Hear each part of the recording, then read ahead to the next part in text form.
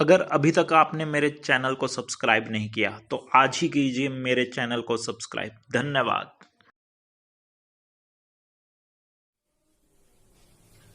Hello students, आज जो मैं आप लोगों के लिए लेकर आया हूं बहुत ही इंटरेस्टिंग टॉपिक है इकोनॉमिक्स का। ठीक है, सोल ड्यू वाले बच्चे ध्यान से सुन लेना, क्योंकि सोल ड्यू वालों की काफी सारी मेरे पास क्वेरीज आई हैं कि भाई मेरे को समझ नहीं आ रहा क्या करें, कैसे सिलेबस करें। तो उनके लिए खास है आज की वीडियो। और जो भी बीकॉम कर रहे हैं किसी भी यूनिवर्सिटी से, तो उसके लिए भी इंपॉर्टेंट है। कोई +1 क्लास कर रहा है उसके लिए भी इंपॉर्टेंट है। कोई माइक्रो इकोनॉमिक्स पढ़ रहा है तो उसके लिए भी ये टॉपिक इंपॉर्टेंट है। ठीक है, आज का जो टॉपिक है हमारा, वो टॉपिक है theory of demand. Theory of demand, ये वाला टॉपिक है। मैं आपको आज जो बताऊंगा वो हिंदी और इंग्लिश दोनों में थोड़ा सा मिक्स करके बताऊंगा, ताकि आप लोगों को समझ में आ जाए। कुछ क्या है कि कुछ स्टूडेंट्स होते हैं हिंदी पढ़ने वाले हैं, ठीक है, हिंदी मीडियम से होते हैं, तो थोड़ा सा उनको इंग्लिश में डिफिकल्टीज आती हैं। तो ये जो चैप्टर है हमारा, वो मांग, हिंदी में बोलते हैं इसको, डिमांड को मांग बोलते हैं। तो मांग से रिलेटेड चैप्टर है। ठीक है, सबसे पहले तो यहां पर हम ये पढ़ लेते हैं कि मांग है क्या, यानी कि डिमांड है क्या।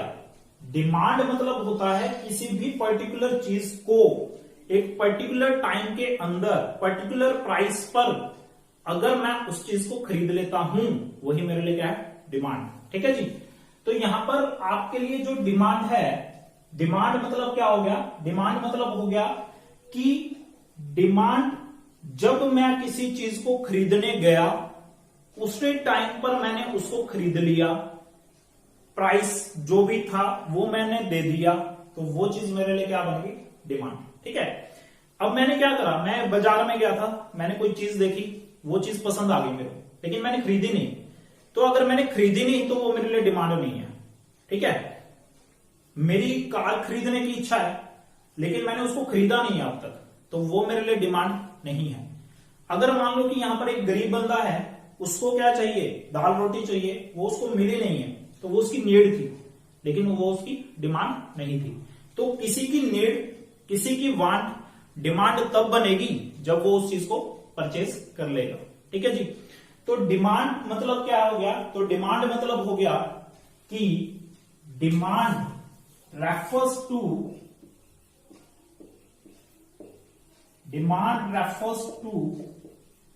buy a thing in a particular time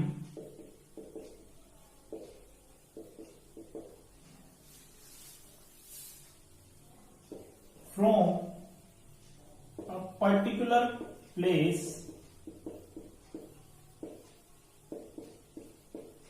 and at particular price। तो ये हमारे लिए क्या बन गई जी, डिमांड। ठीक है, आ गया जी डिमांड समझ में। अब यहां पर क्या होता है कि जो भी डिमांड होती है, डिमांड को क्या होता है कि काफी सारी चीजें इफेक्ट करती हैं। कुछ लोग होते हैं कि भाई किसी चीज को खरीद लेते हैं, कुछ बंदे होते हैं जो नहीं खरीद पाते। क्यों?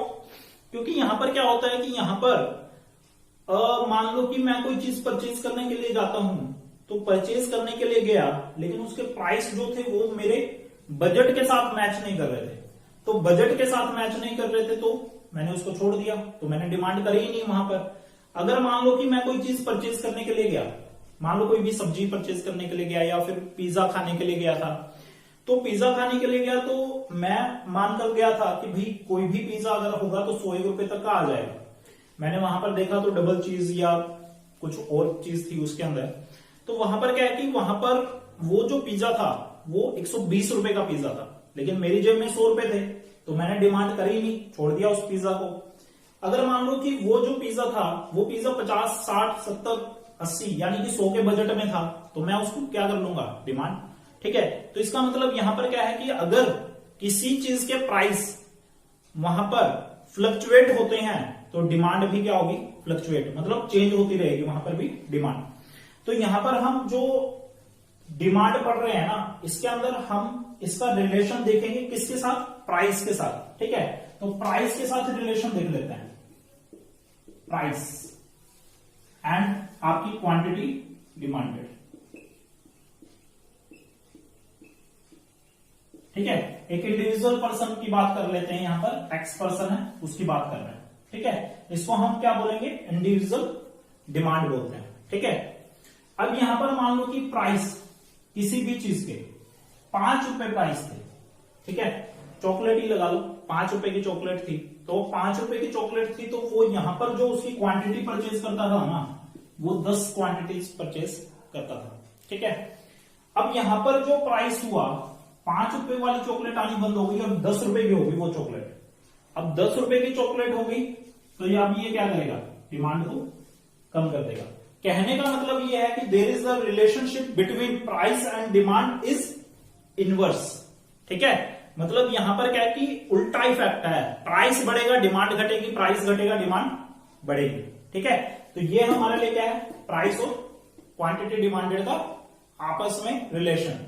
उसके बाद एक और पर्सन ले लेता हूं मैं, यहां पर वाई पर्सन ले लिया, उसकी भी क्वांटिटी डिमांडेड देख लेते हैं क्या कुछ है। अब यहां पर भी इस पर्सन के लिए रिलेशन तो यही रहेगा, लेकिन कैसे, ये जरूरी नहीं है कि ये इतनी ही क्वांटिटी खरीद रहा हो इस चीज की। जैसे मान लो कि 5 रुपए प्राइस था, तो क्या पता ये 8 क्वांटिटी खरीदता हो उस टाइम पर। ठीक है, अब यहां पर क्या होगा, 10 रुपए प्राइस हुआ, तो ये जरूरी नहीं कि ये 5 ही करेगा, या जितने से भी, इसने 6 कर दी। अब रिलेशन इन दोनों का देखें तो अलग अलग क्वांटिटी परचेज कर रहे हैं, लेकिन इफेक्ट दोनों का सेम है प्राइस के साथ, कि भाई प्राइसेस अगर बढ़ रहे हैं ना, तो ये डिमांड क्या कर रहे हैं अपनी, कम। तो इसका मतलब प्राइसेस अगर मेरे कम कर दिया जाए, अगर मैं इसको उल्टा ले लूं, 10 से 5 हो गया, तो इनकी डिमांड भी क्या हो गई, इंक्रीज। तो यहां पर अगर मान लो मेरे को यहां पर ग्राफिकली इसको रिप्रेजेंट करना है, तो मैं कैसे रिप्रेजेंट करूंगा इसको,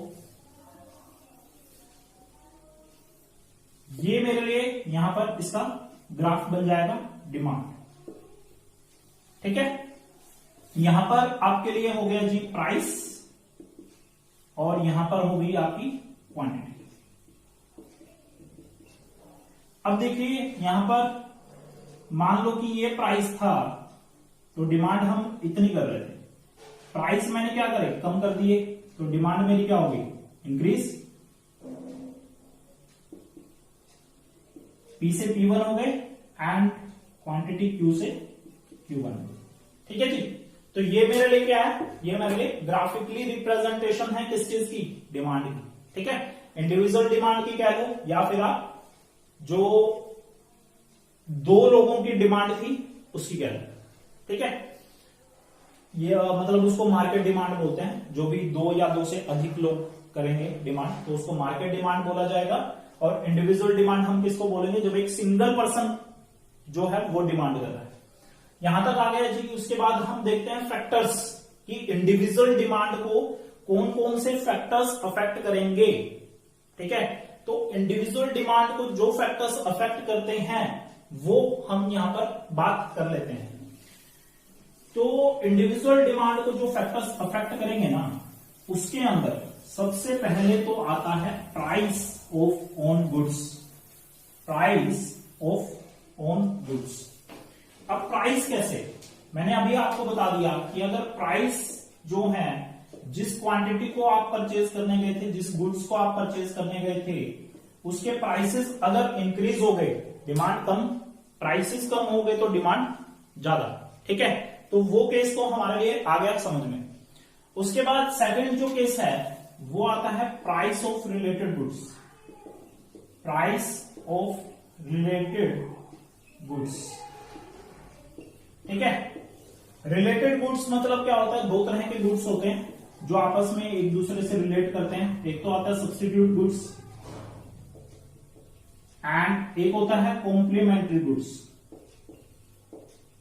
ठीक है, सब्स्टिट्यूट एंड कॉम्प्लीमेंट्री। सब्स्टिट्यूट को हिंदी में तो बोलते हैं प्रतिस्थापन, एंड कॉम्प्लीमेंट्री जो है उसको बोलते हैं यहां पर पूरक वस्तुएं। ठीक है, तो जो भी हमारे लिए सब्स्टिट्यूट गुड्स होगा, तो सब्स्टिट्यूट गुड्स हमारे लिए जैसे एक जो चीज मैं यूज कर रहा था, अब वो चीज मेरे को मिल नहीं रही मार्केट में, मैंने क्या करा, उसकी जगह पर दूसरी चीज खरीद ली उसी जैसी। जैसा कई बार दवाइयों में भी हो जाता है ना कि भाई जिस आप कंपनी की जो मेडिसिन थी वो मांग रहे थे, लेकिन वो मेडिसिन तो आपको मिली नहीं, लेकिन दूसरे कंपनी की वहां पर मेडिसिन मिल जाती है, तो वो उसका ऑल्टरनेट हो जाता है। कई बार जैसे टी एंड कॉफी है कि भाई आप चाय पीना चाह रहे थे लेकिन चाय पत्ती खत्म हो गई थी, तो आपने क्या करा, कॉफी वहां पर प्रेफर करी।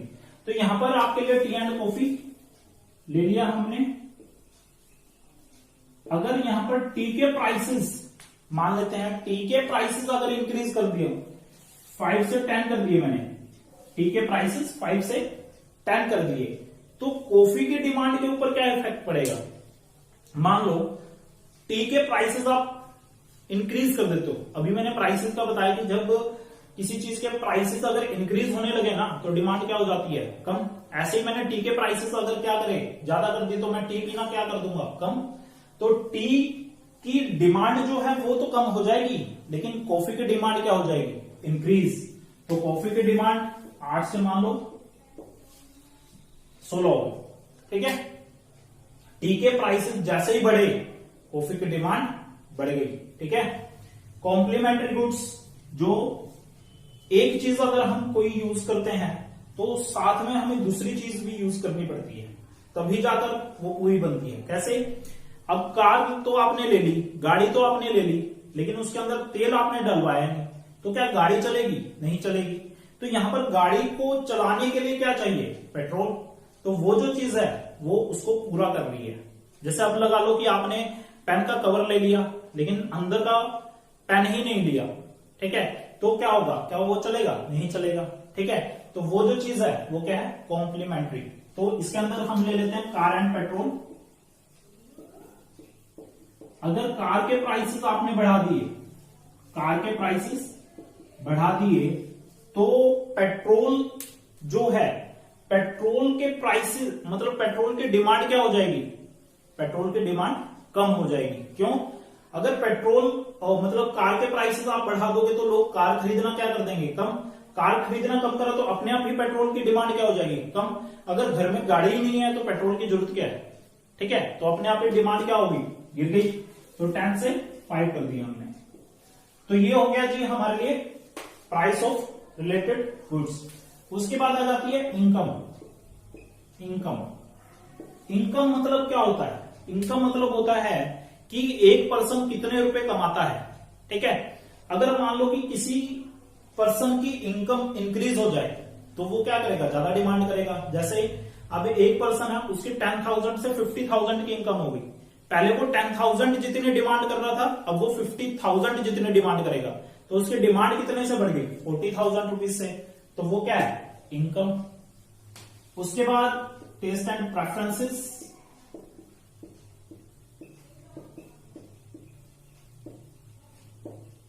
टेस्ट एंड प्रेफरेंसेस, अगर मान लो कि किसी चीज को लेकर किसी पर्सन की प्रेफरेंसेस चेंज हो जाए, पहले उसको कोई चीज टेस्ट ही नहीं लगती थी तो इसलिए वो उसकी डिमांड ही नहीं कर रहा था। जैसा आप लगा लो कि कुछ लोग होते हैं कि वाटरमेलन खाना पसंद नहीं करते, ठीक है, तो इसलिए वो उसकी डिमांड भी नहीं कर रहे। लेकिन अब वहां पर क्या करा कि उन्होंने शुरू कर दिया, उन्होंने प्रेफरेंस देनी शुरू कर दी, तो उसकी वजह से वहां पर वो क्या करेंगे, उसकी डिमांड भी करना शुरू कर देंगे। तो उसकी वजह से यहां पर क्या हो जाएगा, उसकी डिमांड इंक्रीज होना शुरू हो जाता है। उसके बाद आती है एक्सपेक्टेशन। अगर किसी गुड्स के प्राइसेस फ्यूचर में इंक्रीज होने वाले थे, फ्यूचर में, अब जैसे लगा लो कि आज आपको पता चलता है कि यहां पर जो पेट्रोल है, पेट्रोल के प्राइसेस कल इंक्रीज हो जाएंगे, तो आज लोग क्या करेंगे, उसका टैंक भरवाना शुरू कर देंगे। तो वहां पर डिमांड आपकी क्या हो जाएगी, प्रेजेंट में डिमांड इंक्रीज हो जाएगी। जैसे अब आपको पता चलता है कि भाई कल तो पोटैटो के जो प्राइसेस है ना वो इंक्रीज हो जाएंगे, तो आज लोग क्या करेंगे, कट्टा भरवा कर रखना शुरू कर देंगे। तो वो जो चीज है वो हमारे लिए क्या है, एक्सपेक्टेशन, ठीक है। तो ये 5 फैक्टर्स हैं इंडिविजुअल डिमांड को इफेक्ट करने वाले। अब यहां पर मार्केट डिमांड को इफेक्ट कौन कौन से करते हैं, एक तो करेगा पॉपुलेशन साइज। पॉपुलेशन मतलब अगर कहीं पर क्या है कि जैसे अब एक मार्केट है, वहां पर क्या है कि आसपास में 10,000 लोग रहते हैं, तो डिमांड कितने की होगी, 10,000 लोगों की ही होगी। अगर मान लो कि वहां पर 10,000 की जगह 15,000 लोग रहने लग जाएं, तो डिमांड कितने की होगी, 15,000 लोगों की डिमांड होगी। तो अपने आप पे डिमांड क्या हो गया, इंक्रीज हो गया। बाकी आप मार्केट डिमांड के अंदर ये चीजें भी लिख सकते हैं जो चीज हमने यहां पर बताई है। ठीक है, तो थ्योरी ऑफ डिमांड में अगर क्वेश्चन आ जाता है कि कौन कौन से ऐसे फैक्टर्स हैं जो अफेक्ट करेंगे डिमांड को, तो डिमांड को इफेक्ट करने वाले आप यहां पर इंडिविजुअल डिमांड के अंदर 5 फैक्टर्स जो आप लिख सकते हो। मार्केट डिमांड पर अगर आप लिखना चाहो तो 5 तो यही है और एक 6 पॉपुलेशन साइज। ठीक है, वो आप लिख सकते हो, तो आपका क्वेश्चन कंप्लीट हो जाएगा। ठीक है, आज के लिए इतना ही करेंगे। नेक्स्ट वीडियो में हम पढ़ेंगे कि लॉ ऑफ डिमांड मतलब मांग का नियम, वो चीज पढ़ेंगे। और मांग के नियम के साथ साथ हम आगे जो आते हैं हमारे लिए कि भाई कॉन्ट्रैक्शन क्या है, एक्सटेंशन क्या है, वो चीजें भी हम पढ़ेंगे वीडियोस में। ठीक है, तो अगर किसी भी पर्सन को यहां पर प्रॉब्लम आए डिमांड या फिर इकोनॉमिक्स, माइक्रो इकोनॉमिक्स जो है या फिर मैक्रो इकोनॉमिक्स जो है, तो दोनों में अगर आपको कोई भी प्रॉब्लम आ रही है तो आप मुझे कॉल कर लीजिए, व्हाट्सएप कर दीजिए। ठीक है, तो ऑनलाइन क्लासेस के लिए आप यहां पर आ सकते हैं और मैं ऑनलाइन क्लासेस में आपके जितने भी डाउट्स हैं वो सारे के सारे क्लियर कर दूंगा। मेनली ये स्पेशली उन लोगों के लिए है जो सोल ड्यू से या फिर यूनिवर्सिटीज के एग्जाम्स देना चाहते हैं। ठीक है, तो उन्हीं के लिए है ये चीज। अगर मान लो कि कोई पर्सन की किसी की री आई हुई है और वो चाहता है कि भाई मैं भी क्लासेस ले लूं, तो वो भी यहां पर क्लासेस ले सकता है। ठीक है, आज के लिए इतना ही करेंगे। Thank you. अगर अभी तक आपने मेरे चैनल को सब्सक्राइब नहीं किया तो आज ही कीजिए मेरे चैनल को सब्सक्राइब। धन्यवाद। हेलो स्टूडेंट्स, आज हम जिस टॉपिक पर बात करने वाले हैं वो टॉपिक बहुत ही इंपॉर्टेंट टॉपिक है, जिसके अंदर हम जो बात करेंगे ना वो बात करेंगे कैसे एक पार्टनरशिप फर्म के अंदर जो पार्टनर्स होते हैं वो कैसे एडजस्टमेंट करते हैं अपनी पार्टनर्स कैपिटल की। ठीक है, तो ये जो टॉपिक है ना, ये जो भी 12th क्लास है, जो भी ग्रेजुएशन है या फिर जो भी पार्टनरशिप फर्म के अकाउंटिंग ट्रीटमेंट पढ़ रहा है उसके लिए सबसे इंपॉर्टेंट टॉपिक है। ठीक है, तो इसके अंदर आप ध्यान से समझना, कुछ ज्यादा बड़ा मेथड नहीं है, बहुत ही आसान टॉपिक है। Adjustment of partners capital account. ठीक है जी, एडजस्टमेंट ऑफ पार्टनर्स कैपिटल, उसका जो भी हम ट्रीटमेंट करेंगे। अब देखो, एडजस्टमेंट ऑफ पार्टनर्स कैपिटल, इसको कैपिटल ही लिख लेते हैं, अकाउंट नहीं लिख रहे हैं। तो एडजस्टमेंट ऑफ पार्टनर्स कैपिटल मतलब क्या है? मतलब ये है कि कई बार जो ओल्ड पार्टनर है वो अपनी यहां पर क्या लेकर आता है, कैपिटल भी लेकर आएगा एंड गुडविल भी लेकर आता है। तो जो वो कैपिटल लेकर आया, जो वो गुडविल लेकर आया, तो गुडविल जितनी लेकर आया उसकी हमने ट्रीटमेंट कर दी थी, जितनी वो कैपिटल लेकर आया उसकी ट्रीटमेंट कर दी थी। लेकिन कई बार क्वेश्चंस के अंदर हमें जो कैपिटल है, जो एक नया पार्टनर आ रहा है तो उसकी जो कैपिटल है उसको कई बार हमें गिवन नहीं होता क्वेश्चन के अंदर, तो उसको कैसे निकालना है वो हमारे लिए एडजस्टमेंट ऑफ पार्टनर्स कैपिटल है। ठीक है, एक तो ये केस है।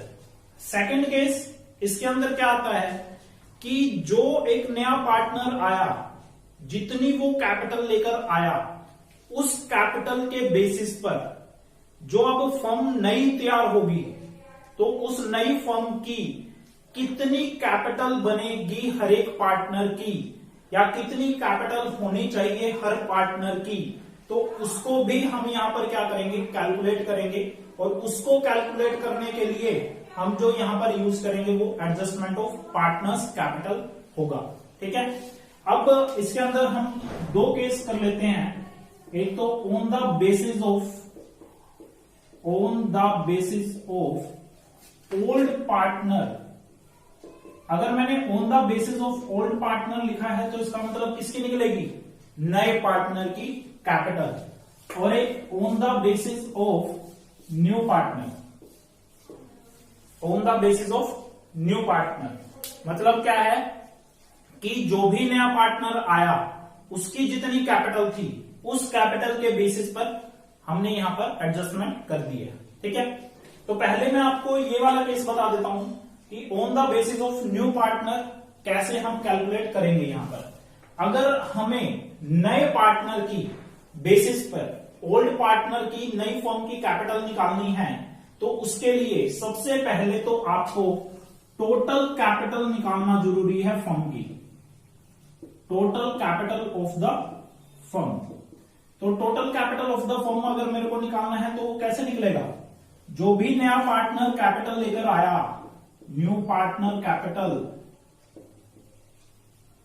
मल्टीप्लाई कर देंगे उसको किस चीज से, reciprocal of new partners share.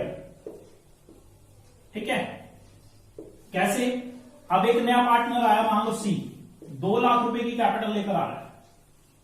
ठीक है, अब उसको बोला गया है कि 1/4 के लिए वो यहां पर एडमिट हो रहा है, तो 1/4 के लिए हो रहा है तो नई पार्टनर की कैपिटल कितनी है, 2 lakh multiply reciprocal of new partner, नया पार्टनर का जो रेसिप्रोकल करेंगे शेयर का तो 4/1 हो जाएगा, तो 2 लाख मल्टीप्लाई 4/1 तो कितना हो गया 8 लाख। तो 8 लाख यहां पर आ गई total capital of the firm. जो ये total capital of the firm आई, इसको जो ओल्ड पार्टनर होंगे वो डिवाइड कर लेंगे आपस में, कौन सी रेशो में, न्यू रेशो में। ठीक है, एक क्वेश्चन ले लेते हैं, एग्जांपल ले लेते हैं छोटा सा।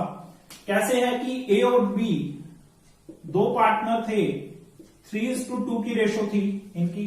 ठीक है, अब जो ए है इसने तो लगाए थे, मान लेते हैं यहां पर 2 लाख रुपीस, जब इसने बिजनेस स्टार्ट करा था इन्होंने, तो इसने 2 लाख की इन्वेस्टमेंट करी थी और इसने 1,50,000 की इन्वेस्टमेंट करी थी। सी है एक नया पार्टनर आता है 1/4 के लिए, 2 लाख की कैपिटल ये लगा देता है। ठीक है, 2 लाख की कैपिटल इसने लगा दी। नई रेशो मान लेते हैं यहां पर 3:2 नहीं 9:6:5 मान लेते हैं। ठीक है, मे भी शायद आप निकाल के भी देखो तो मे भी इतना ही निकलेगा 9:6:5। ठीक है, अब इसके बेसिस पर अगर हम करें यहां पर तो कैसे हम कैलकुलेट करेंगे, देखिए सबसे पहले total capital of the firm निकाल लो। Total capital of the firm कितने बन जाएगी, 8 लाख बन जाएगी। अब जो 8 लाख आएगा उसको कौन सी रेशो में बांटना है, 9:6:5। तो 8 लाख को बांट देते हैं, 8 लाख मल्टीप्लाई 9/20। ठीक है, तो यहां से आ जाएगा 3,60,000। और अगर उसकी करेंगे तो 6/20 कर देंगे उस केस में।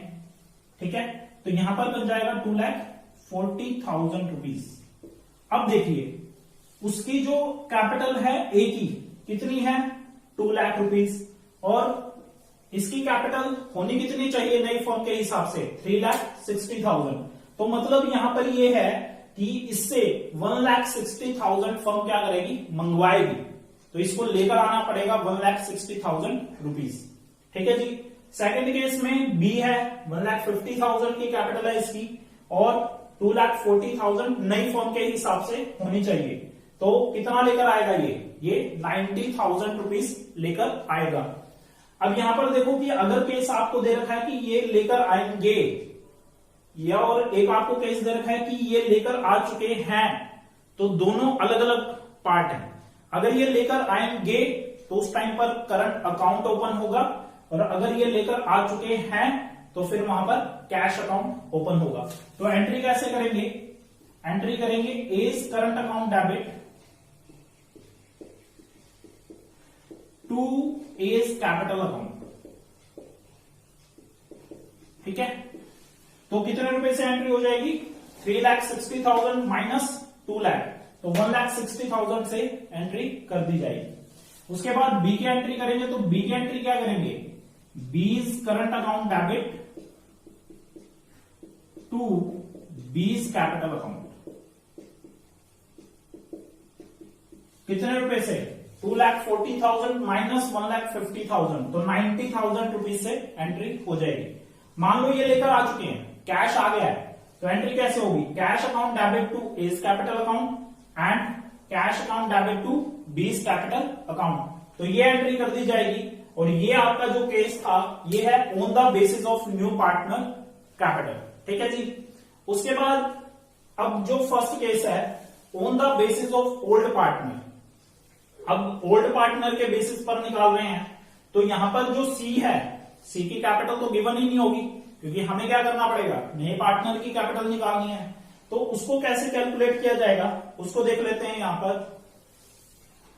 उसके लिए आपको यहां पर नए पार्टनर की तो कैपिटल गिवन नहीं है, तो हम कैसे निकालेंगे इसमें, यही छोटा सा एग्जांपल ले लेते हैं इसी चीज का। अब देखिएगा यहां पर ए और बी क्या है, 3:2 की रेशो है, एंड इसका ले लेते हैं यहां पर 3 लाख रुपीज इसने लगाए थे एंड 2 लाख रुपीज इसने लगाया है, ठीक है। क्या करो, सिंपल सा काम है, सबसे पहले तो टोटल कैपिटल निकालो। कैसे निकालोगे टोटल कैपिटल, टोटल प्रॉफिट को लेट कर लेते हैं 1, ठीक है। सी का शेयर कितना है 1/4, ठीक है जी। सी का शेयर आ गया 1/4, टोटल प्रॉफिट हो गया 1, तो क्या करेंगे 1 माइनस 1/4 कितना हो गया 3/4, ठीक है जी। अब यहां पर निकालेंगे हम टोटल कैपिटल। अब देखो टोटल कैपिटल जो निकलेगा ना, थोड़ा सा चेंज कर लेता हूं मैं इसमें, इसको कर देता हूं यहां पे 3 लाख कर देता हूं, ठीक है। तो कैसे निकालेंगे total capital of the firm, total capital of the firm equal to 3 + 3 कितना हो गया 6 लाख मल्टीप्लाई 4/3, जो ये आया है इसका रेसिप्रोकल कर दिया तो 4/3, ठीक है। तो 8 लाख ये बन जाता है हमारा, ठीक है। 8 लाख का 1/4 कर दीजिए, 8 लाख का 1/4, तो सी की कैपिटल निकल कर आ जाएगी, ठीक है। तो सी की कैपिटल कितनी आ गई 2 लाख, तो एंट्री कैसे करेंगे, bank account debit to C's capital, bank account debit to C's capital, ठीक है जी। कितने अमाउंट से 2 लाख से, ठीक है जी। तो यहां पर दो केस थे, on the basis of old partner and on the basis of new partner. तो इस तरीके से एडजस्टमेंट करनी है, लेकिन कई बार क्या होता है कि क्वेश्चन में थोड़ा सा चेंज आ जाता है। अब वहां पर क्या है कि दो चीजें आ जाती हैं, एक तो आ जाता है ओपनिंग कैपिटल, ठीक है, और एक आ जाता है एडजस्टेड कैपिटल, या फिर आपको बोल रखा है कि भाई जो इनकी टोटल कैपिटल बनेगी ना इसी का शेयर पर आपको निकालना है। तो अगर टोटल कैपिटल के बेसिस पर बोला है तो बस इनको प्लस करो 6 लाख, और 6 लाख का 1/4 कर दो, तो 1,50,000 रुपीज की कैपिटल आ जाएगी, ठीक है।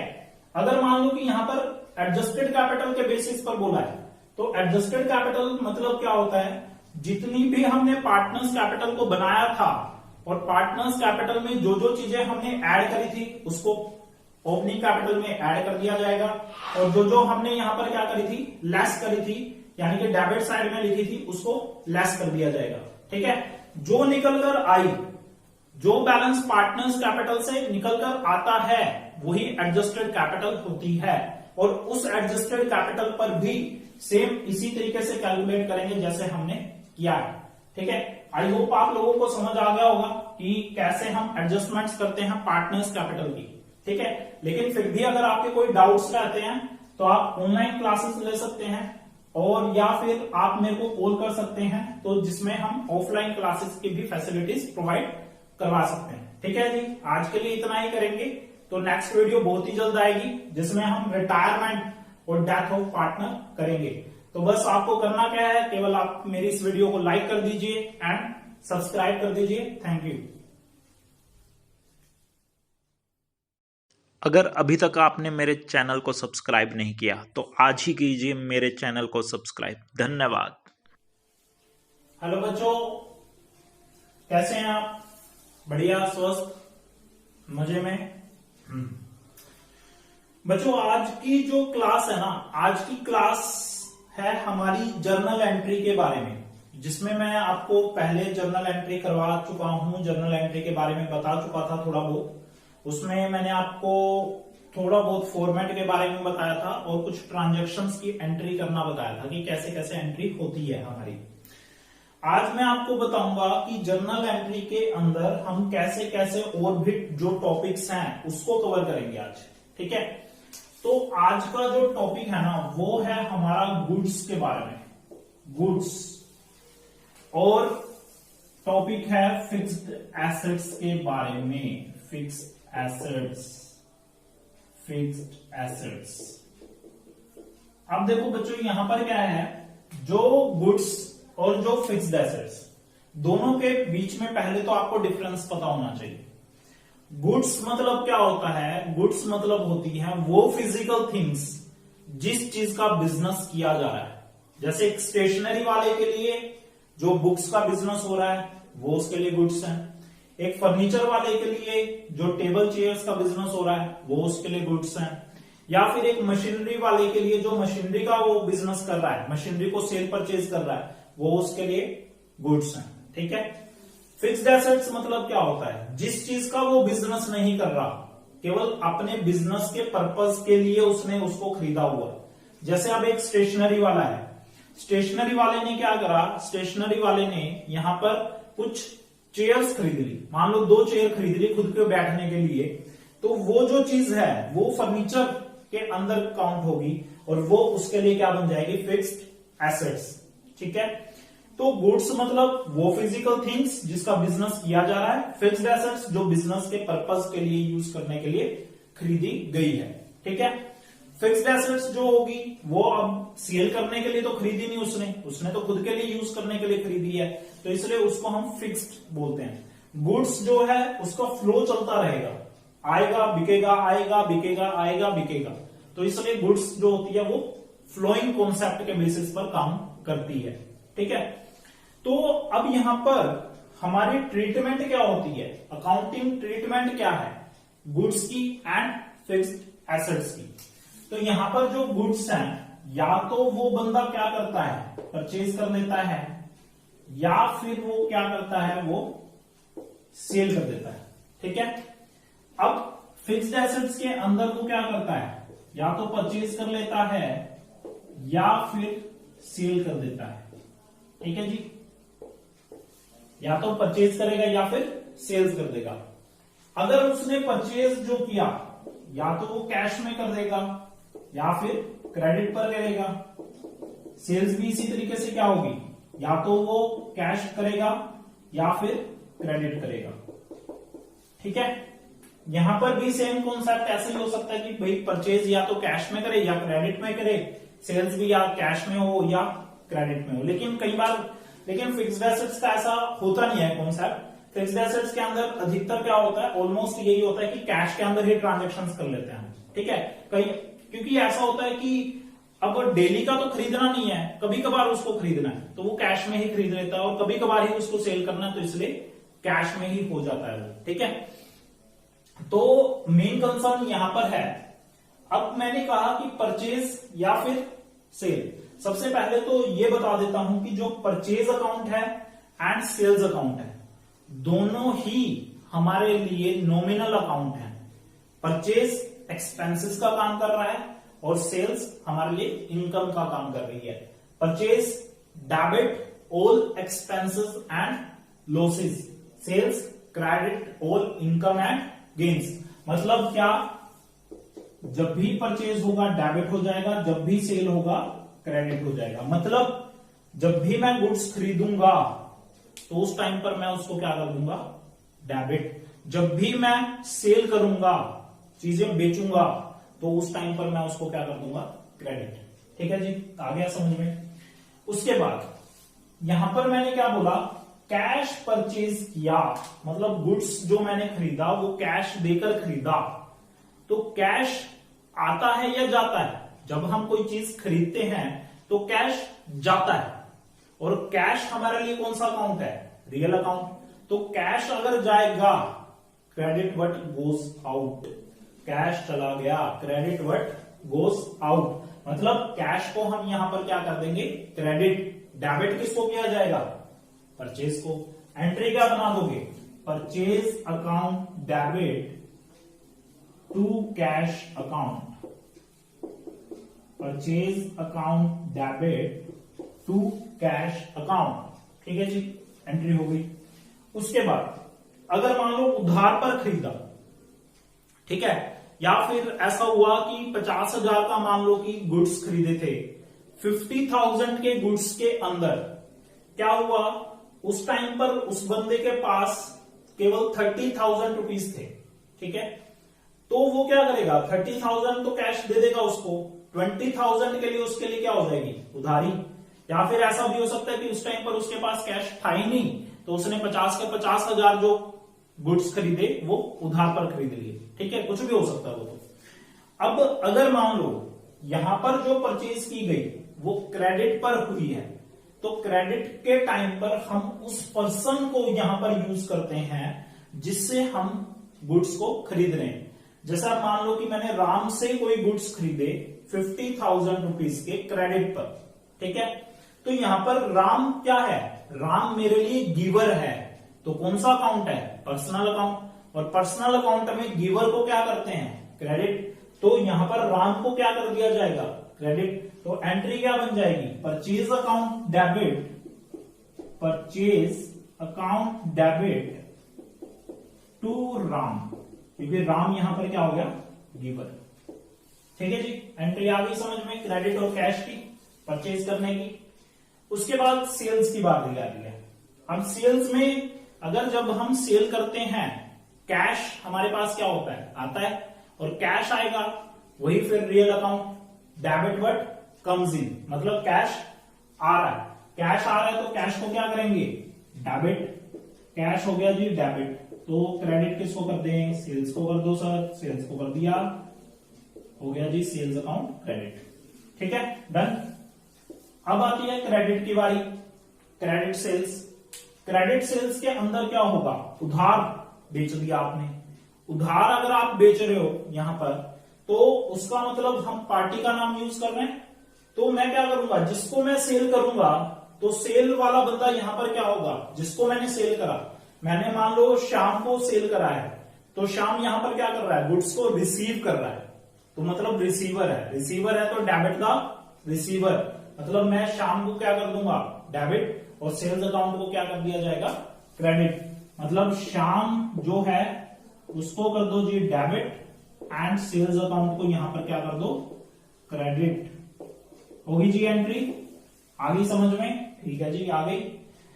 उसके बाद अगर आपने फिक्स्ड एसेट्स को परचेज करा है, फिक्स्ड एसेट्स, तो फिक्स्ड एसेट्स के टाइम पर हम उसी पर्टिकुलर एसेट्स का नाम यूज करते हैं जिस एसेट्स को आप खरीदते हैं।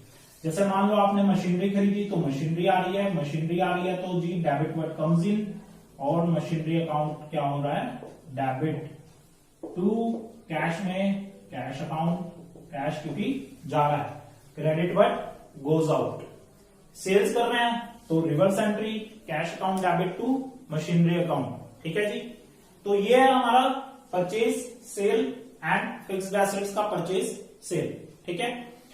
उसके बाद नेक्स्ट जो केस आता है, नेक्स्ट हम इसके अंदर पढ़ेंगे डिस्काउंट का केस, डिस्काउंट।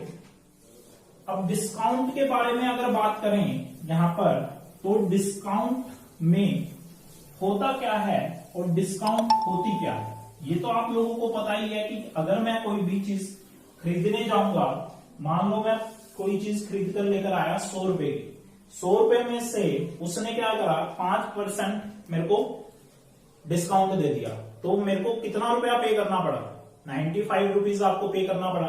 तो जो 95 पे करना पड़ा, तो 5 रुपए का आपको क्या हुआ, प्रॉफिट हो गया, तो 5 रुपए का जो प्रॉफिट हुआ वो आपके लिए क्या था, डिस्काउंट। तो यहां पर जो डिस्काउंट है उसकी ट्रीटमेंट कैसे होगी, अकाउंटिंग ट्रीटमेंट। इसके अंदर अकाउंटिंग में 2 डिस्काउंट लिए जाते हैं, एक तो ट्रेड डिस्काउंट एंड एक कैश डिस्काउंट। ट्रेड डिस्काउंट वो डिस्काउंट है जो हर किसी कस्टमर को मिलता है। कैसे, आप किसी शोरूम के अंदर जाते हैं, वहां पर कई बार लिखा होता है 20% ऑफ, ठीक है, कहीं पर 10% ऑफ, कहीं पर 15% ऑफ, कहीं पर 70% ऑफ। तो ये जो ऑफ लिखा हुआ है ना, यही हमारे लिए क्या है, ट्रेड डिस्काउंट है, ठीक है। कैश डिस्काउंट कौन सा होता है? कैश डिस्काउंट होता है जब कोई भी इमीडिएट यहां पर पेमेंट की जाती है किसी भी चीज के लिए, या फिर बल्क में खरीदा जाता है सामान को, तो पर्टिकुलर उस कस्टमर को यहां पर डिस्काउंट मिल जाता है, और वो डिस्काउंट उसके लिए क्या बन जाएगा? Cash discount. तो यहां पर ट्रेड डिस्काउंट के लिए अकाउंटिंग कहता है कि इसकी कोई भी एंट्री नहीं होगी, केवल इसका जो अमाउंट है उसको कैलकुलेट कर दिया जाएगा, तो नो एंट्री। ठीक है। कैश डिस्काउंट, कैश डिस्काउंट या तो परचेज के टाइम पर होगा या फिर सेल्स के टाइम पर होगा। अगर परचेज के टाइम पर हो रहा है डिस्काउंट, तो परचेज अगर मैं करूंगा तो मेरे लिए तो बेनिफिट है, अगर डिस्काउंट मिल गया तो इसका मतलब उसको हम क्या बोलेंगे? Discount received, discount received. और अगर आपने सेल करा, सेल करने के लिए आपको डिस्काउंट देना पड़ रहा है, तो आपके लिए क्या है? लॉस, और उसको क्या बोला जाएगा? Discount allowed, discount allowed. तो डिस्काउंट रिसीव्ड होता है, इनकम है, क्रेडिट कर दो, डिस्काउंट अलाउड होता है, लॉस है, डेबिट कर दो। ठीक है जी, डेबिट हो गया, क्रेडिट हो गया। एंट्री कैसे करेंगे?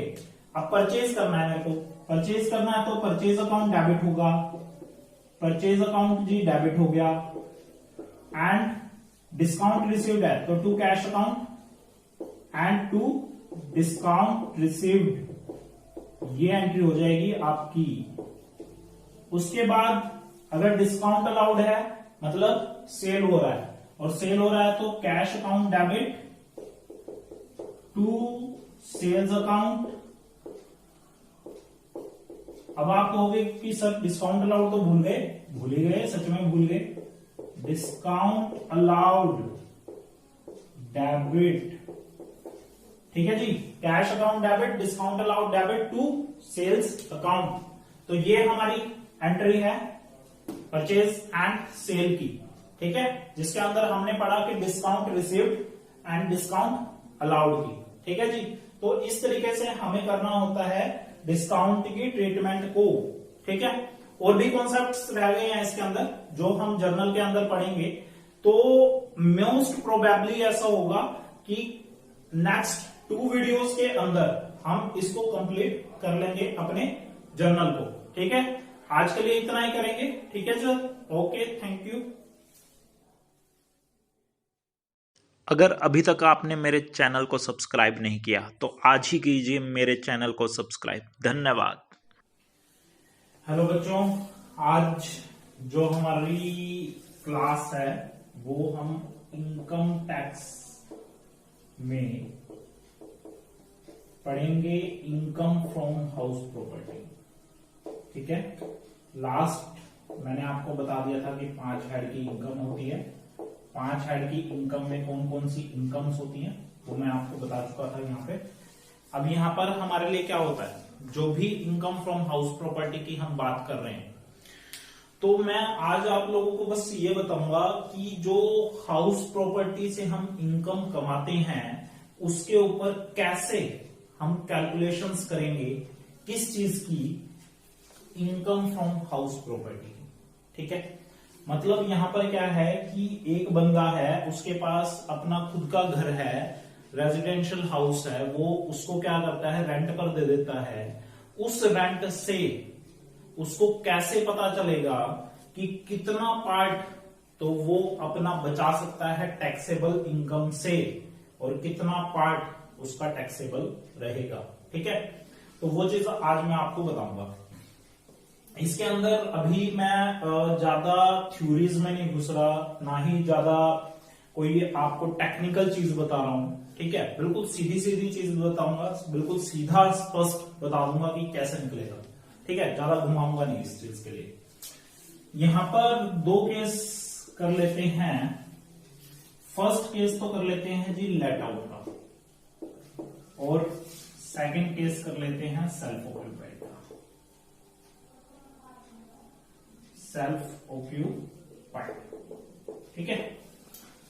अब यहां पर जो लेट आउट का केस है, लेट आउट मतलब रेंट पर दे रखा है। ठीक है, सेल्फ ऑक्यूपाइड जिसके अंदर वो खुद रह रहा है। ठीक है।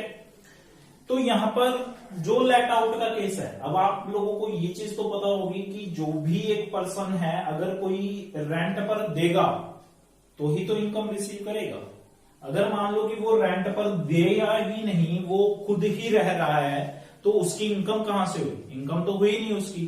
तो वो केस क्या है? Self occupied. इसके अंदर ना हम एक चीज पढ़ेंगे जिसको हम बोलेंगे gross annual value. Gross annual value, और एक बात करेंगे यहां पर एनुअल वैल्यू की। ठीक है।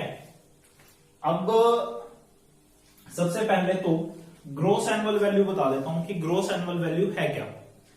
ग्रोस एनुअल वैल्यू वो वैल्यू होती है जितना भी ये रेंट कमाता है उस रेंट से जो उसकी वैल्यू बनेगी वो ग्रोस एनुअल वैल्यू है।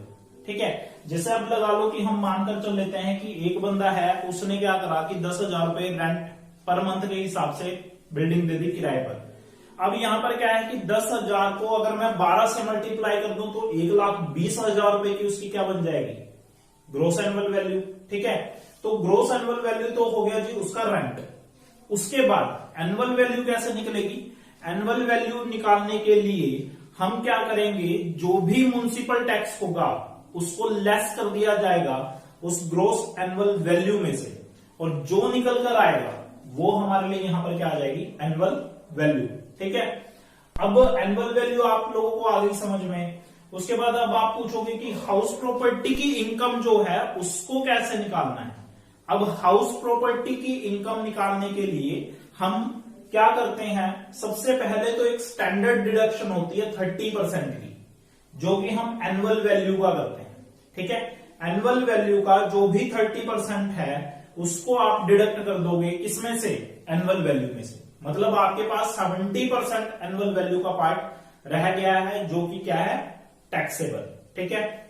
अब यहां पर अगर उस पर्सन ने, उस ओनर ने क्या कर रखा है कि वो जो लेट आउट वाला हाउस था उसने क्या कर रखा है, उसके लिए लोन लिया था, कंस्ट्रक्शन करवाने के लिए उसने लोन लिया था, तो उसकी भी डिडक्शंस आएंगी और वो भी हम यहां पर क्या कर देंगे? लेस कर देंगे। तो जहां से जो निकल कर आएगा वो चीज हमारे लिए क्या आ जाएगी? Income from house property. ठीक है जी, ये केस तो आ गया। अब सेल्फ ऑक्यूपाइड के केस में क्या है? सेल्फ ऑक्यूपाइड के केस में यहां पर अब रेंट तो आएगा ही नहीं, जीरो है जी, रेंट तो खत्म। अगर रेंट जीरो है तो इसका मतलब एनुअल वैल्यू भी क्या है? जीरो। अगर एनुअल वैल्यू जीरो है तो उसने इनकम तो कुछ कमाई नहीं वहां से, इनकम तो उसकी हुई नहीं कुछ भी, तो वो हमारे लिए यहां पर क्या है? जीरो। ठीक है। तो आप देखो कि कैसे कैसे हम अलग अलग स्टेप्स करेंगे हाउस प्रॉपर्टी की इनकम को निकालने के लिए। सबसे पहले जो लेट आउट का केस है इसके अंदर 4 रेंट आपको गिवन होते हैं। 4 rent, municipal rent, fair rent, standard rent and last one is actual rent. ठीक है। कई बार यहां पर एक्चुअल रेंट की जगह आपको डी फैक्टो रेंट दिया होता है, डी फैक्टो रेंट, और यहां पर आपको होगा रेंट कंट्रोल एक्ट के द्वारा फिक्स कर दिया जाता है, रेंट कंट्रोल एक्ट के द्वारा। ठीक है। अब हमें इन चारों रेंट के बेसिस पे अगर ग्रोस एनुअल वैल्यू निकालनी है तो म्युनिसिपल रेंट, जो कि वहां की कमेटीज जो हैं अलग अलग लोकेशंस एरियाज वाइज जो भी रेंट डिसाइड किया जाता है। फेयर रेंट होता है जो भी सिमिलर बिल्डिंग का रेंट था उस एरिया के अंदर, वो हमारे लिए फेयर रेंट है। स्टैंडर्ड रेंट जो कि रेंट कंट्रोल एक्ट के द्वारा फिक्स कर दिया जाता है, और एक्चुअल रेंट जो हमें मिल रहा है। ठीक है, जो उस ओनर को मिल रहा है। तो यहां पर हम क्या करेंगे, सबसे पहले तो ग्रोस एनुअल वैल्यू निकाल लेते हैं। अब ग्रोस एनुअल वैल्यू निकलेगी कैसे? सबसे पहले आपको यहां पर एक्सपेक्टेड रेंट निकालना पड़ेगा। एक्सपेक्टेड रेंट कैसे निकलेगा? सबसे पहले ये जो म्युनिसिपल रेंट है और फेयर रेंट है, इन दोनों का यहां पर कंपैरिजन कर लीजिए। ठीक है, municipal rent and fair rent compare आपने करा तो इसके अंदर से जो भी आपकी ग्रेटर वैल्यू होगी उसको ले लिया जाएगा। ठीक है, ग्रेटर वैल्यू को आपने यहां पर ले लिया। उसके बाद जो स्टैंडर्ड रेंट है उसके साथ आप कंपेयर कीजिए और उनमें से जो वैल्यू आपकी स्मॉलेस्ट है उसको यहां पर ले लिया जाएगा और वो जो स्मॉलेस्ट वैल्यू निकल कर आएगी वो आपके लिए यहां पर क्या हो जाएगी, वो स्मॉलेस्ट वैल्यू आपके लिए एक्सपेक्टेड रेंट बन जाएगा। ठीक है, अब एक्सपेक्टेड रेंट मेरा जी बन गया, हो गया, एक्सपेक्टेड रेंट आ गया आपका यहां पर। उसके बाद यहां पर अब आप क्या करोगे, जो एक्चुअल रेंट है, एक्चुअल रेंट के साथ इस स्मॉलेस्ट वैल्यू को कंपेयर करोगे। जो यहां से ग्रेटर वैल्यू निकल कर आएगी वो ग्रेटर वैल्यू यहां पर क्या बन जाएगी, ग्रॉस एनुअल वैल्यू। आ गया ग्रॉस एनुअल वैल्यू तक तो जी आ गया समझ में। उसके बाद आगे सर, आगे क्या करेंगे, आगे इसमें हम लेस करते हैं क्या चीज, म्युनिसिपल टैक्स। जो भी म्युनिसिपल टैक्स होगा उसको लेस कर दिया जाएगा। ठीक है, अगर यहां पर अनरियलाइज्ड रेंट होता है तो उसको भी लेस कर दिया जाता है। अगर कंडीशन 4 आर सेटिस्फाइड है, कंडीशन 4 आर सेटिस्फाइड मतलब क्या होता है, जहां पर टेनेंसी इज बोनाफाइड। ठीक है, तो जहां पर भी टेनेंसी जो होगी वो प्रमाणित होगी या बोनाफाइड होगी तो वो चीज हम यहां पर लेस कर सकते हैं। तो अनरियलाइज्ड रेंट जो है उसको लेस कर दिया जाएगा और अनरियलाइज्ड रेंट को लेस करने के बाद जो निकल कर आएगा वो हमारे लिए क्या आ जाएगी, एनुअल वैल्यू। आ गया यहां तक जी, आ गया सर, एनुअल वैल्यू तक तो आ गया सर, आगे बता दीजिए। अब आगे क्या है, आगे हमें क्या करना पड़ेगा, हम इस एनुअल वैल्यू में से क्या करेंगे, डिडक्शन को लेस कर देते हैं जो कि एक स्टैंडर्ड डिडक्शन है। हमने क्या करा, एनुअल वैल्यू निकाल दी और इस एनुअल वैल्यू में से लेस कर दिया स्टैंडर्ड डिडक्शन जो कि हमारी क्या है, 30% ऑफ एनुअल वैल्यू है। ठीक है जी, 30% ऑफ एनुअल वैल्यू निकल गया, लेस हो गया। अब यहां पर अगर केस ये भी है कि जो रेंटेड हाउस था उस पर लोन लिया गया था, ठीक है, लोन लिया गया था उसकी कंस्ट्रक्शन के लिए। ठीक है, अगर कंस्ट्रक्शन के लिए लोन लिया गया है तो हम क्या करेंगे, हम यहां पर लेस कर देंगे क्या चीज, interest on loan for previous year. Previous year का जो भी इंटरेस्ट ऑन लोन है उसको लेस कर दिया जाएगा और 1/5 of interest on loan for preceding years.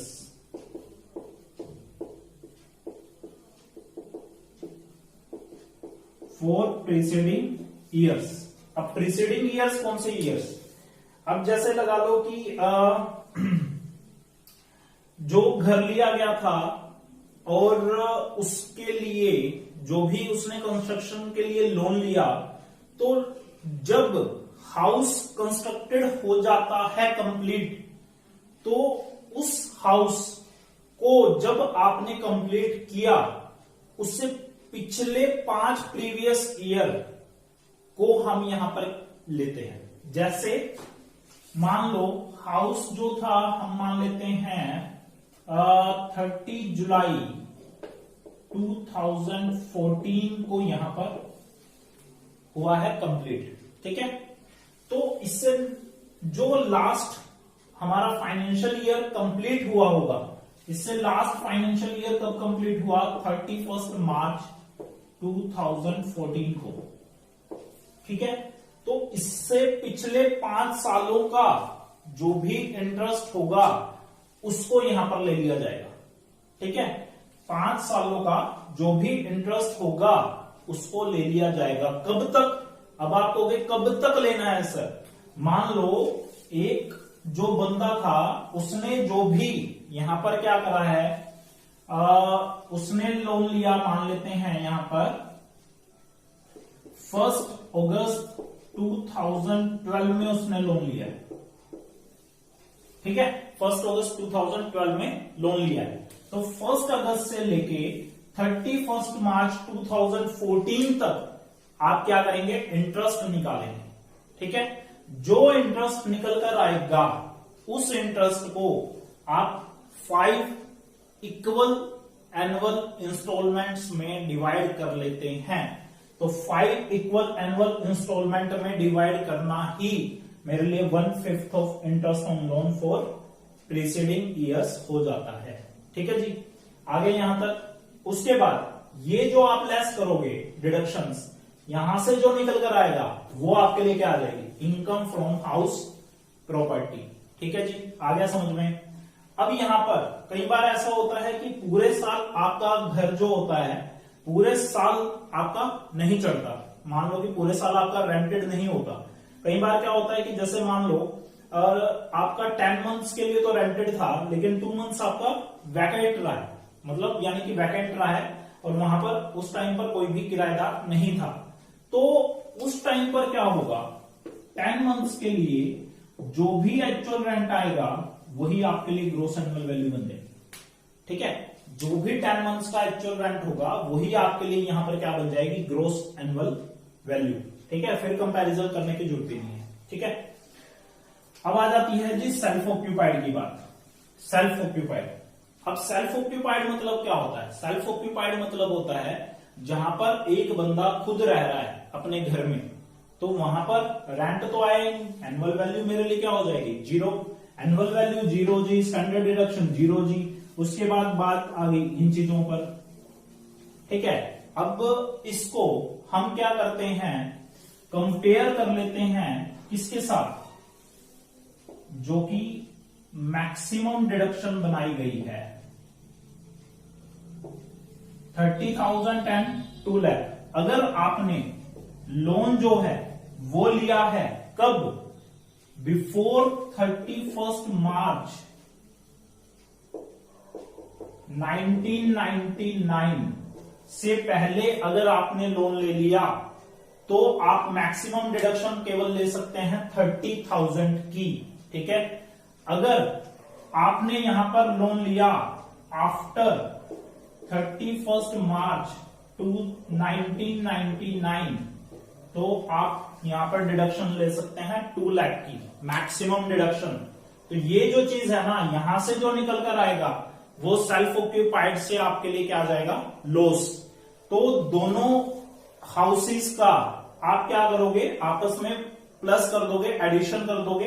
Addition करने से या तो आपकी इनकम बन जाएगी या फिर आपके लिए क्या बन जाएगा, लॉस बन जाएगा। तो ये जो चीज है ना, ये हमारे लिए कहां से आई, इनकम फ्रॉम हाउस प्रॉपर्टी से। तो आज के लिए इतना ही करेंगे। बस मैंने आपको केवल ये चीज बताई है कि कैसे कैसे आप इनकम फ्रॉम हाउस प्रॉपर्टी से इनकम को निकाल सकते हैं। अगर आपको कोई भी डाउट्स हैं या फिर आपको लाइव क्लासेस लेनी है या फिर आपको कुछ और भी पूछना है तो आप फेस टू फेस भी क्लासेस ले सकते हैं, ऑनलाइन क्लासेस भी ले सकते हैं। मेरा नंबर मैं हर बार मेंशन करता हूं अपनी वीडियोस के अंदर, तो आप वहां से नंबर लीजिए, कॉल कीजिए, कुछ भी कीजिए। ठीक है, अगर आपके डाउट्स हैं तो वो क्लियर कर दिए जाएंगे। ठीक है सर, ओके, थैंक यू। अगर अभी तक आपने मेरे चैनल को सब्सक्राइब नहीं किया तो आज ही कीजिए मेरे चैनल को सब्सक्राइब। धन्यवाद।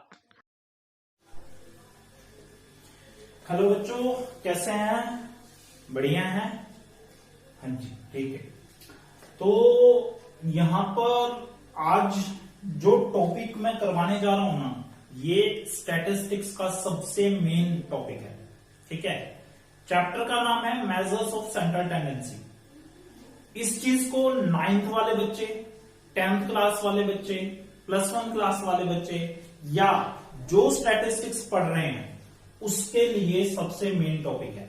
ठीक है, जिसके बेसिस पर मैं बहुत सारी चीजें कर सकता हूं, जिसके बेसिस पर मैं एवरेज जो चीज होती है ना वो निकाल सकता हूं।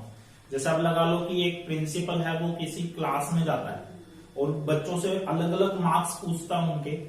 अब 60 बच्चे थे उस क्लास में मान लेते हैं, तो क्या उसको 60 के 60 बच्चों का वहां पर मार्क्स का याद रहेगा कि कितने कितने मार्क्स हैं? नहीं याद रहेगा। तो उस चीज के लिए वो क्या करता है, वो एक एवरेज निकाल लेता है और उस एवरेज के बेसिस पर वो ये जज करता है कि ये जो क्लास है वो क्लास कौन सी है, यानी कि स्ट्रॉन्ग क्लास है, एवरेज क्लास है या फिर लोअर क्लास है। तो उसी के बेसिस पर कई बार क्या होता है कि कुछ स्कूलों में सेक्शंस भी बनाए जाते हैं। ठीक है, तो आज का जो मैं टॉपिक आपको करवाने जा रहा हूं, टॉपिक का नाम है मीन। मीन एवरेज भी बोलते हैं इसको ना, एवरेज। तो मीन का जो टॉपिक है इसको थोड़ा सा ध्यान देंगे तो समझ में आ जाएगा, कुछ ज्यादा प्रॉब्लम वाली चीज नहीं है। मीन को करवाने से पहले मैं आपको बता देता हूं कि हम जो मीन पढ़ेंगे ना वो अलग अलग सीरीज के बेसिस पर पढ़ेंगे। एक तो पढ़ेंगे इंडिविजुअल सीरीज, एक पढ़ेंगे डिस्क्रीट सीरीज और एक पढ़ेंगे कॉन्टिन्यूस सीरीज। कॉन्टिन्यूस सीरीज के भी अलग अलग पार्ट होते हैं, वो मैं बाद में डिस्कस करूंगा। इंडिविजुअल सीरीज वो सीरीज होती है कि जिसके अंदर फ्रीक्वेंसी नहीं होती। मतलब क्या करा कि एक प्रिंसिपल आया, प्रिंसिपल ने क्या करा, 10 बच्चों से अलग अलग उसके मार्क्स पूछ लिए। तो अलग अलग मार्क्स, किसी के 60 थे, किसी के 50 थे, किसी के 40 थे, किसी के 30 थे। तो वो जो उसने लिख लिया अपनी नोटबुक पर कि भाई पहले स्टूडेंट के इतने हैं या दूसरे के इतने, तीसरे के इतने, चौथे के इतने, पांचवें के इतने। तो ये जो चीज है ना, ये इंडिविजुअल सीरीज का पार्ट है। ठीक है, अब बात करते हैं यहां पर दूसरी सीरीज, डिस्क्रीट सीरीज। डिस्क्रीट और कॉन्टिन्यूस दोनों के अंदर फ्रीक्वेंसी होती है। ठीक है, डिस्क्रीट सीरीज कैसे होगी कि भाई प्रिंसिपल आया, प्रिंसिपल ने कहा कि भाई 10 जो मार्क्स हैं, 10 मार्क्स कितने बच्चों के आए हैं? तो 10 मार्क्स के लिए जितने बच्चों के आए थे वो खड़े हो गए। ठीक है, उसने बोला जी बैठ जाओ। 20 मार्क्स कितने बच्चों के आए हैं? तो 20 मार्क्स वाले खड़े हो गए। 30 मार्क्स वाले खड़े हो गए। तो यहां पर जो चीज है, यहां पर जो सीरीज के अंदर वो रिकॉर्ड कर रहा है वो डिस्क्रीट सीरीज है। ठीक है, थर्ड आती है यहां पर कॉन्टिन्यूस सीरीज। इसको हम ग्रुपिंग या फ्रीक्वेंसी डिस्ट्रीब्यूशन सीरीज भी बोलते हैं। इसके अंदर हमारे लिए क्या होता है, इसके अंदर हमारे लिए होती है ग्रुपिंग के अंदर। जैसे अब यहां पर प्रिंसिपल कहता है कि मेरे को बताओ कि भाई 0 से 10 के बीच में इतने जिसके मार्क्स हैं वो बच्चे खड़े हो जाओ। तो जिसके 0 से 10 के बीच में थे वो बच्चे खड़े हो गए।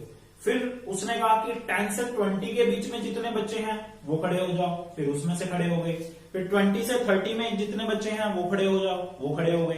तो ये जो चीज है ना, ये हमारे लिए क्या है, कॉन्टिन्यूस सीरीज का एक पार्ट है, जिसको हम कॉन्टिन्यूस सीरीज के तरीके से क्या करते हैं, प्रेजेंट करते हैं। सीरीज आ गई जी समझ में? आ गई सर, आगे बता दीजिए। ठीक है जी, आगे चल लेते हैं। तो अब यहां पर हमारे लिए क्या है, फर्स्ट इंडिविजुअल सीरीज। अब आप कहोगे कि सर आपने इंडिविजुअल सीरीज बता दी, तो इंडिविजुअल सीरीज को आप लिखने भी जा रहे हैं, लेकिन आपने मेथड्स मीन को निकालूंगा कैसे, क्या क्या उसके फॉर्मूले रहेंगे वो मुझे बता दीजिए। तो इंडिविजुअल सीरीज के अंदर हम 2 मेथड यूज करेंगे। फर्स्ट मेथड हमारा जो होगा उसको बोलते हैं direct method. First method direct method, and second method जो यूज किया जाएगा वो होगा assumed mean method. Assumed mean method, या फिर आप इसको शॉर्टकट मेथड भी बोल सकते हैं, शॉर्टकट मेथड। ठीक है जी, done. Discrete series and continuous series, इसके अंदर हमारे 3 फॉर्मूले यूज किए जाते हैं, 3 मेथड यूज किए जाते हैं। First direct, second assumed mean, and third one is step deviation. अब आपके दिमाग में ये आ रहा होगा कि जी आपने ऊपर भी एज्यूम्ड मीन लिख दिया, डायरेक्ट लिख दिया, नीचे भी डायरेक्ट एज्यूम्ड मीन लिख दिया, तो क्या दोनों के फॉर्मूले सेम है? नहीं जी, फॉर्मूले अलग होंगे। अगर सीरीज अलग है तो फॉर्मूले भी अलग हैं। तो डायरेक्ट मेथड जो इसके अंदर है, आप मीन को डिनोट जो करोगे वो एक्स बार से डिनोट करोगे। ठीक है, डायरेक्ट मेथड का जो फॉर्मूला है वो है sigma X divided by N. अब आप कहोगे जी ये सिग्मा क्या होता है? सिग्मा मतलब होता है समेशन। समेशन मतलब जोड़, योग प्लस, यानी कि मैं x की एडिशन कर दूं तो वो मेरे लिए क्या होता है सिग्मा। n होगा यहां पर नंबर ऑफ आइटम्स, निकाल के दिखाऊंगा, थोड़ी सी आपको दिक्कत नहीं आएगी इसमें। सेकंड जो है शॉर्टकट मेथड, फॉर्मूला है x bar equal to a plus sigma dx divided by n। ठीक है, dx निकालने के लिए x माइनस a मतलब एज्यूम, मतलब कोई भी एक वैल्यू को आप एज्यूम कर सकते हो और उसके बाद dx निकल जाएगा और वहां से हम क्वेश्चन को पूरा कर लेंगे। निकाल के दिखा दूंगा ये भी। इसके अंदर जो डायरेक्ट मेथड होगा, इसका जो फॉर्मूला होगा x बार इक्वल टू, अभी मैंने बोला डिस्क्रीट सीरीज है या कॉन्टिन्यूस सीरीज है, दोनों के अंदर फ्रीक्वेंसी होती है, तो दोनों के अंदर अगर फ्रीक्वेंसी है तो फॉर्मूला हमारा हो जाएगा sigma f x divided by sigma f, sigma मतलब जोड़ प्लस। ठीक है जी, एफ एक्स को मल्टीप्लाई कर दो और डिवाइडेड बाय सिग्मा एफ कर देंगे। Assumed mean x bar equal to a plus sigma F D x divided by sigma f. ठीक है, और step deviation x bar equal to a plus sigma F D x bar या dash आप कह सकते हो सिग्मा एफ मल्टीप्लाई आई C H, कुछ भी आप यूज कर पाओगे। यहां पर dx डैश जो निकलेगा वो निकलेगा x minus a divided by i करके। ठीक है जी, ये तो हो गए जी फॉर्मूले मेरे। अब सर फॉर्मूले तो आपने लिखवा दी जी, थोड़ा सा प्रैक्टिकल भी बता दो ताकि हमें इजी हो जाए, करवा देते हैं जी आपको। तो प्रैक्टिकल देख लेते हैं एक एक करके। ठीक है, तो सबसे पहले हम देख रहे हैं इंडिविजुअल सीरीज। Individual series